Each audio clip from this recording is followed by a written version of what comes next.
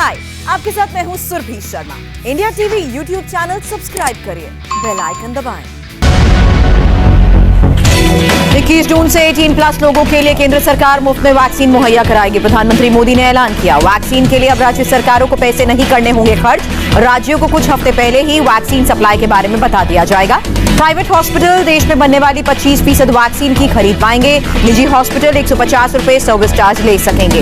प्रधानमंत्री मोदी की देशवासियों से अपील, वैक्सीनेशन पर जागरूकता बढ़ाने में सहयोग करें, अफवाहों से सतर्क रहने की भी जरूरत। प्रधानमंत्री मोदी ने एंटी कोविड वैक्सीन बनाने वाले वैज्ञानिकों को धन्यवाद दिया। कहा, हमारे वैज्ञानिकों ने दिखाया भारत किसी से कम नहीं है।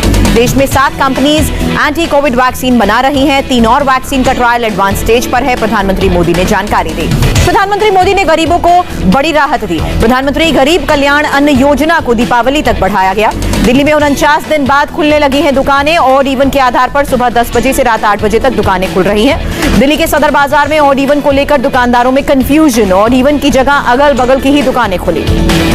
Delhi police commissioner S Srivastava की चेतावनी, का मास्क नहीं पहनने पर लगेगा 2000 रुपए का जुर्माना। दिल्ली में फिर दौड़ने लगी है मेट्रो। 50% क्षमता के साथ सेवा की शुरुआत।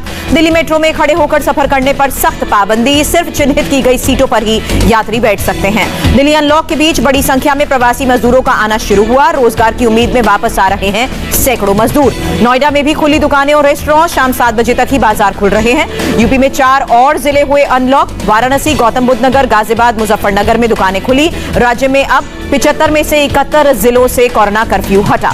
मुंबई में करीब 2 महीने बाद बाजार खुले हैं। शाम 4 बजे तक ही दुकानें खुली। महाराष्ट्र के नागपुर में 5 लेवल अनलॉक की शुरुआत। दुकानदारों की अपील, दुकानें बंद करने का समय सरकार बढ़ाए। रामेश्वर में कोरोना कर्फ्यू में ढील दी गई। कोरोना नियमों के साथ खुली सब्जी मंडी और फिश मार्केट। आंध्र प्रदेश में 20 जून तक बढ़ा कर्फ्यू। सुबह 6 बजे से दोपहर 2 बजे तक कर्फ्यू में ढील। सरकारी दफ्तरों को भी छूट मिली। पंजाब में शर्तों के साथ 15 जून तक बढ़ा लॉकडाउन। शाम 6 बजे तक खुलेंगी दुकानें। 50% कर्मचारियों के साथ ही निजी दफ्तर भी खुलेंगे। कोरोना के इलाज के लिए स्वास्थ्य मंत्रालय की नई गाइडलाइंस। आइवरमेक्टिन, डॉक्सी, जिंक समेत कई दवाएं बंद करने की सलाह। स्वास्थ्य मंत्रालय ने सीटी स्कैन समेत कई टेस्ट बंद करने को कहा।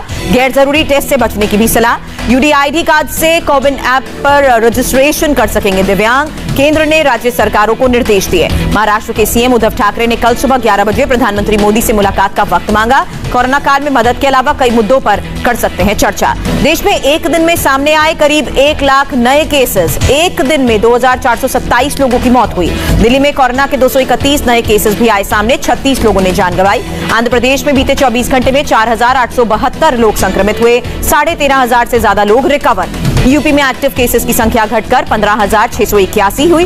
पिछले 24 घंटे में 81 लोगों ने जान गंवाई। उड़ीसा में कोरोना के 6,118 नए केसेस। 41 लोगों ने दम तोड़ा। बिहार में बीते 24 घंटे में कोरोना के 762 नए केसेस। राजधानी पटना में सबसे ज्यादा 66 मामले आए। बंगाल में इस साल नहीं होगी 10वीं और 12वीं की परीक्षा। सीएम ममता बनर्जी ने ऐलान किया। पुडुचेरी में भी रद्द हुई 12वीं की परीक्षाएं। कोरोना के चलते राज्य सरकार का फैसला। यूपी के इटावा में जमानत के बाद सपा नेता धर्मेंद्र यादव के जुलूस निकालने का मामला। जेल चौकी इंचार्ज समेत 7 पुलिसकर्मी सस्पेंड। कर्नाटक के 2 हॉस्पिटल्स को मिले ICU beds. CM B S Yediyurappa ने वीडियो कॉन्फ्रेंसिंग के जरिए किया उद्घाटन। राहुल गांधी ने मोदी सरकार पर निशाना साधा। कहा, no vaccine, no vacancy, only blue ticks.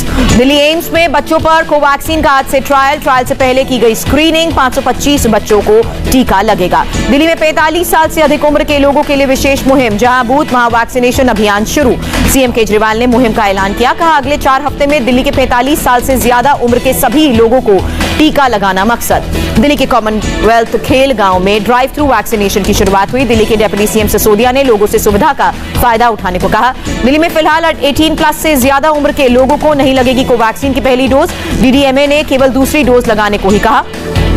Delhi BJP अध्यक्ष का सीएम केजरीवाल पर आरोप। कहा, दिल्ली में हुआ सबसे ज्यादा वैक्सीन वेस्टेज। अब तक करीब 2 लाख वैक्सीन बर्बाद हुई। पंजाब में निजी अस्पतालों को वैक्सीन बेचने पर सियासत जारी। अकाली दल अध्यक्ष सुखबीर बादल ने मोहाली में पंजाब के स्वास्थ्य मंत्री के घर के बाहर धरना दिया। सुखबीर बादल ने पंजाब के सीएम कैप्टन अमरिंदर सिंह पर भी निशाना साधा। कहा, अमरिंदर सिंह अपने नाम से कैप्टन हटाएं। वैक्सीन के सही इस्तेमाल किए गए। राजस्थान में राज्य, जिला और ब्लॉक स्तर पर कमेटी बनेगी। सरकार ने निर्देश दिया। जबलपुर के सिटी हॉस्पिटल डायरेक्टर की पत्नी और बेटे की गिरफ्तारी। नकली रेमडेसिविर मामले में डायरेक्टर पहले ही हो चुके हैं गिरफ्तार। नकली रेमडेसिविर मामले में इंदौर पुलिस की भी कार्रवाई। ये गिरोह का भंडाफोड़, कई लोग हिरासत में। गुरुग्राम के मेदांता अस्पताल में भर्ती Ram Rahim, corona report negative. छात्रों को लॉकडाउन के बाद की अवधि का देना होगा वार्षिक और विकास शुल्क। कोर्ट ने आदेश पर रोक लगाने से इनकार किया। दिल्ली हाईकोर्ट ने 450 स्कूलों का प्रतिनिधित्व करने वाले संघ से मांगा जवाब। आदेश के खिलाफ दिल्ली सरकार और छात्रों की याचिकाओं पर अपना रुख साफ करने को कहा। तमिलनाडु सरकार का बड़ा फैसला, ब्लैक फंगस की दवाओं के लिए सीएम राहत कोष से आवंटित किए 25 करोड़।